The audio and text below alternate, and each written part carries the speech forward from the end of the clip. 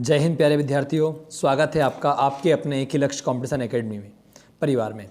मैं विनोद परमार आप सभी का हार्दिक स्वागत करता हूं। प्यारे विद्यार्थियों, जैसा कि हमने आपसे आज सुबह चर्चा की थी, हमने बताया था कि मध्य प्रदेश जो है आपका कर्मचारी चयन आयोग मंडल, पहले व्यापम नाम था, व्यापम के बाद में Madhya Pradesh professional examination board नाम हुआ, वर्तमान में मध्य प्रदेश कर्मचारी चयन आयोग आपका हो गया है ना। तो अभी वर्तमान में जो है आपका मध्य प्रदेश सरकार के द्वारा जो है भर्तियाँ निकाल गई है शिक्षकों के लिए। तो वर्ग 1 और वर्ग 2 इन दोनों की वैकेंसीज आपके सामने आई हुई है। तो सबसे पहले वर्ग 2 के लिए जो अभी नोटिफिकेशन आया है, ये नोटिफिकेशन आपसे जो है आपका इसके बारे में मैं चर्चा करना चाहूँगा।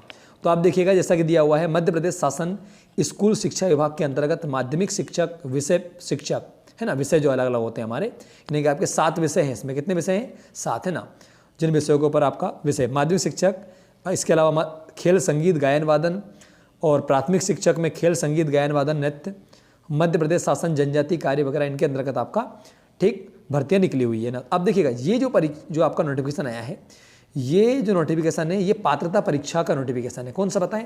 अब सर पात्रता क्या होता है? देखिएगा, कहने का मतलब ये है कि ये जो एग्ज़ाम, ये भर्ती आपकी निकली हुई है, ये पात्रता परीक्षा होता है एलिजिबिलिटी। जैसे कि आपको पता है कि भाई आपको फॉर्म डालना है शिक्षक का, तो 12th पास चाहिए या फिर फाइनल चाहिए ग्रेजुएशन आपका, या मान लो पोस्ट ग्रेजुएशन चाहिए आपको। तो ये क्या है? पात्रता है। भाई आपने फाइनल किया तो आपकी क्या योग्यता है कि आप उस लायक बन गए।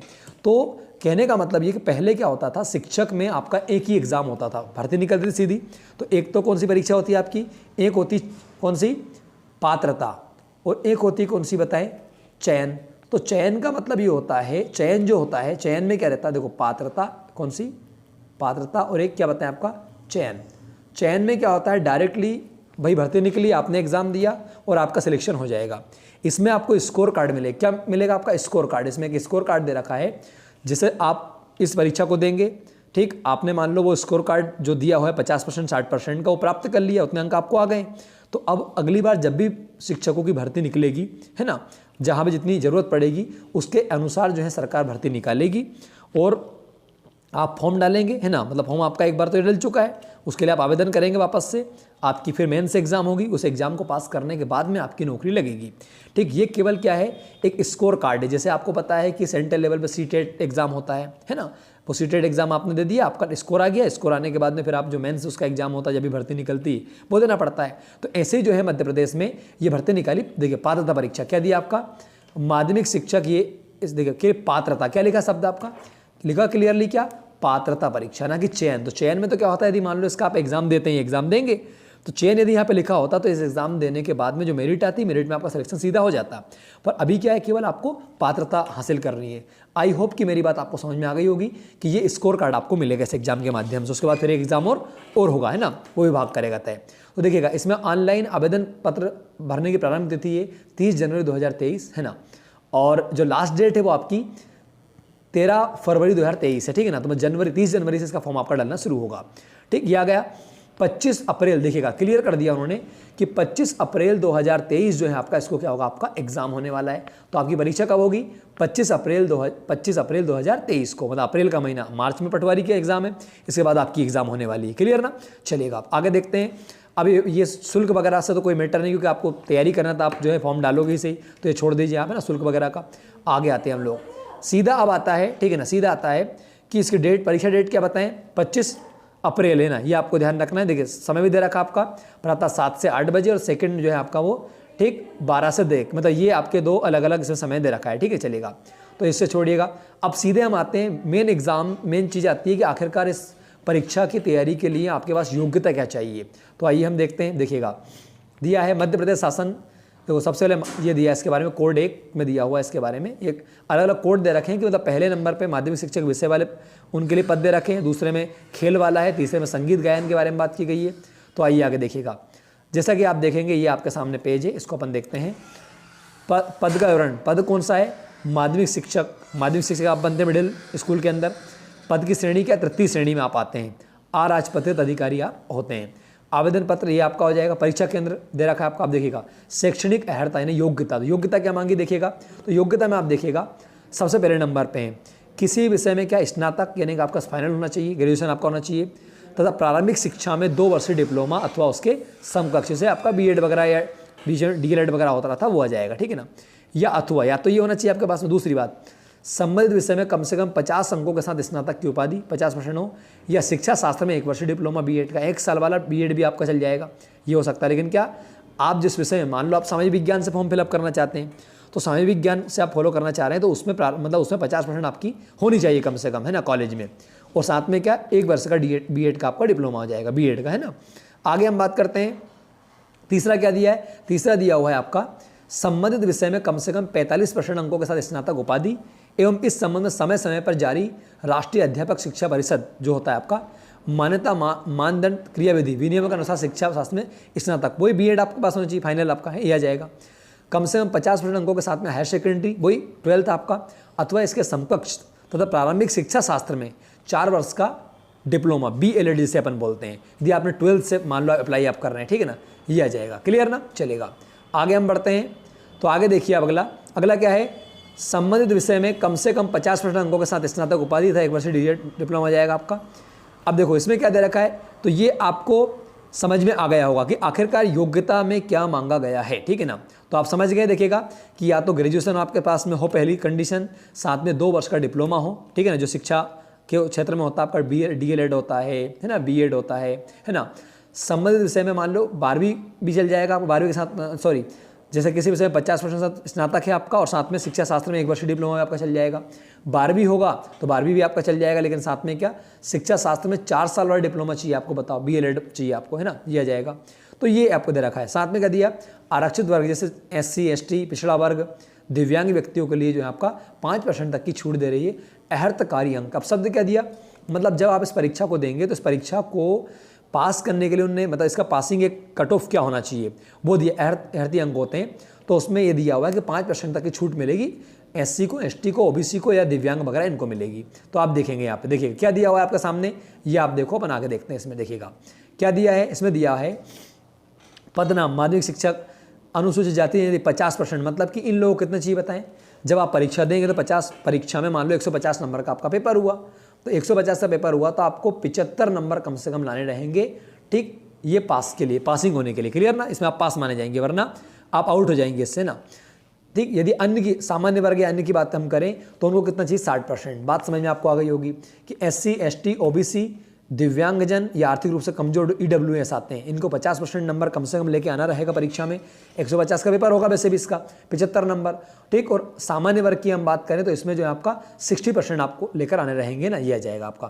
क्लियर ना, तो आपको समझ में आ गया होगा कि इस एग्जाम के देने के बाद में इतने नंबर कम से कम लाना जरूरी है, तब जाके आप जब विभाग भर्ती निकालेगा तो उस भर्ती में अप्लाई कर सकते हैं, उसके लायक आप रहेंगे। क्लियर ना, ठीक। जैसे होता है ना, जैसे एयरफोर्स वगैरह में होता है भैया आपके 60% जो है कम से कम 50% हर एक विषय के अंदर होना चाहिए, इस प्रकार की बातें इसमें भी आपको देखने को मिलेगी।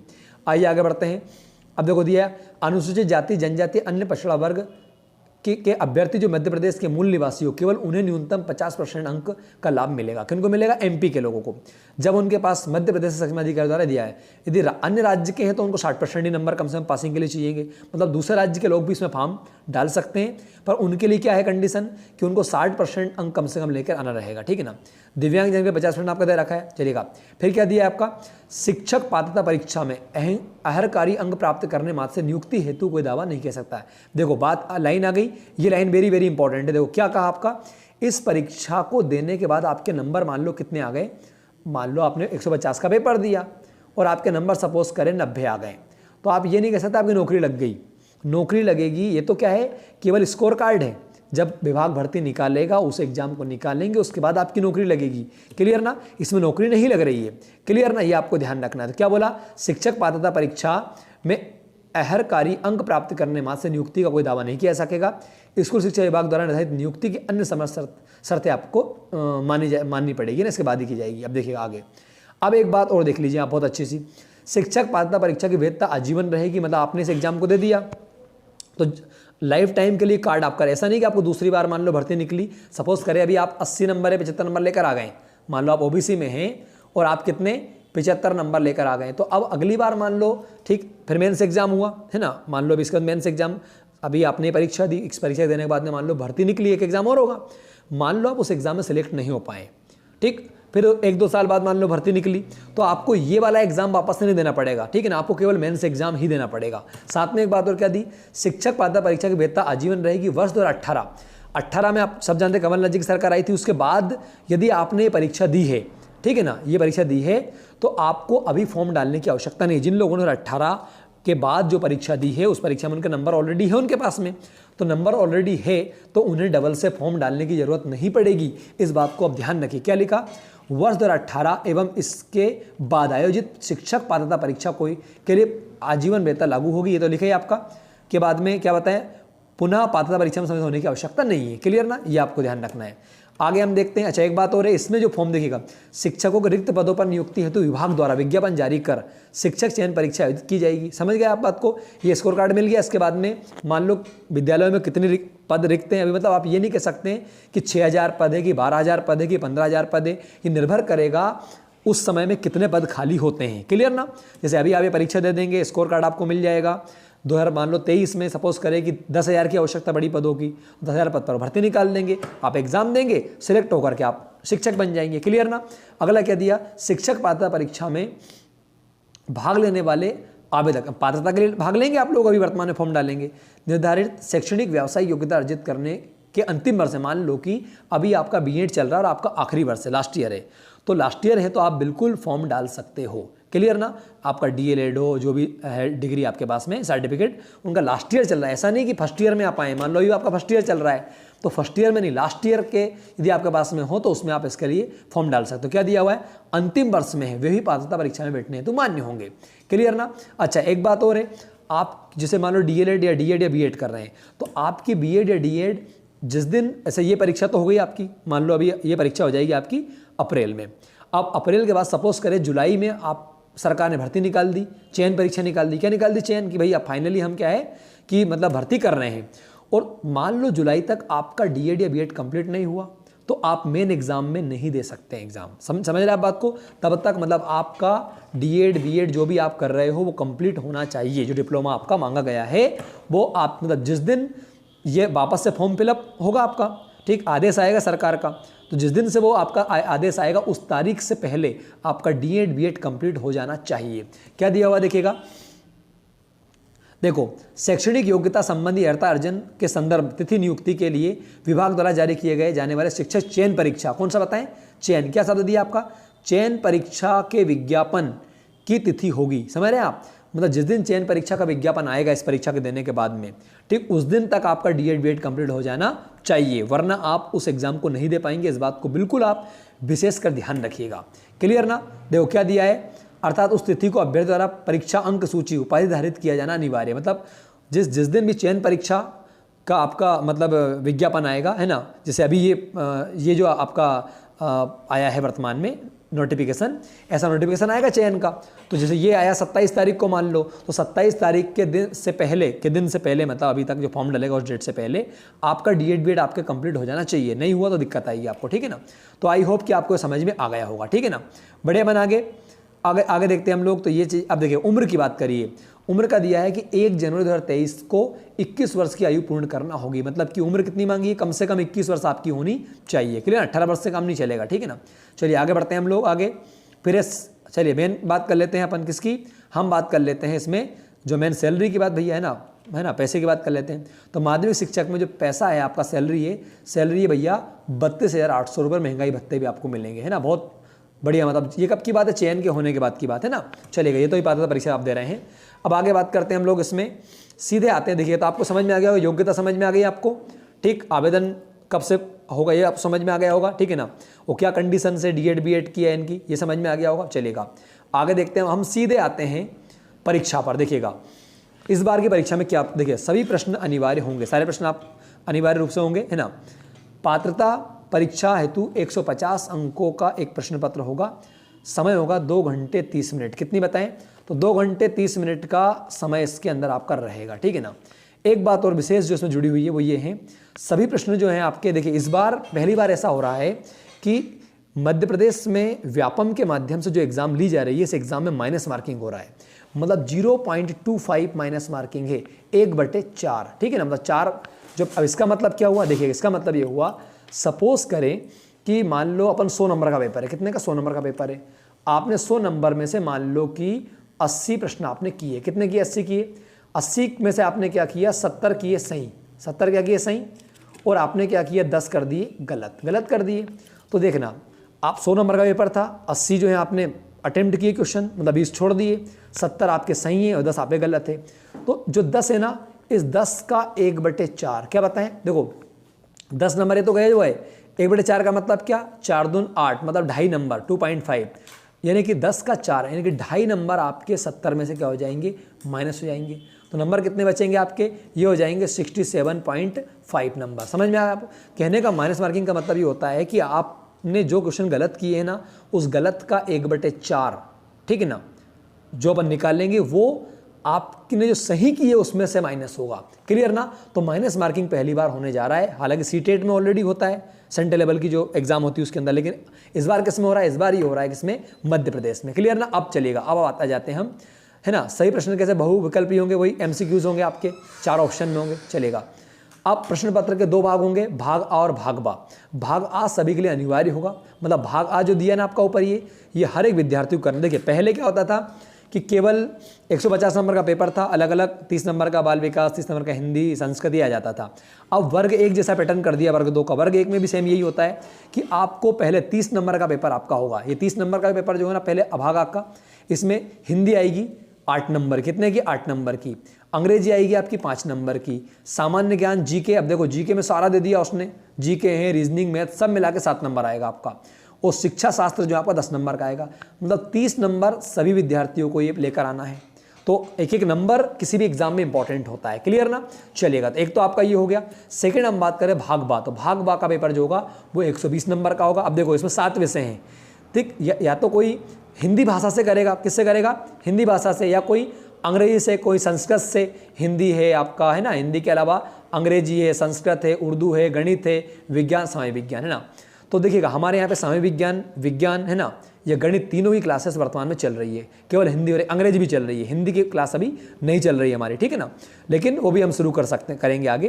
तो इसकी आप तैयारी कर सकते हैं। जो लोग सामाजिक विज्ञान से तैयारी करना चाहते हैं वो अभी कोई से बैच में आकर अटेंड कर सकते हैं। GS आपका चल रहा है। सामाजिक विज्ञान में क्या आएगा, पूरा इतिहास, संविधान, भूगोल, अर्थशास्त्र सारा आएगा। विज्ञान में फिजिक्स, केमिस्ट्री, बायो चल रही है हमारे यहाँ पे, ठीक। गणित में आपका पूरा गणित, अर्थमेटिक और एडवांस दोनों चल रहा है, ठीक। उर्दू भाषा के लिए हमारे यहाँ कोई नहीं है। संस्कृत भाषा में संस्कृत के शिक्षक आएंगे, जब बेच बनेगा हम बता देंगे आपको। तो 120 नंबर का पेपर होगा आपका भाग बा में। तो 120 और 30 कितने, 150 नंबर का आपका ये पेपर होने वाला है। क्लियर ना? ये आ गया आपको। अब देखिए आप आगे हम बात करें विषय वस्तु का स्तर। देखिएगा ये आपके सिलेबस दे रखा है हिंदी वगैरह का, तो सिलेबस जो है आपने देख ही लिया, लगभग इसी के हिसाब से होगा, ठीक है ना। तो हमने आज इस वीडियो में जो चर्चा की हो क्या की बताएं।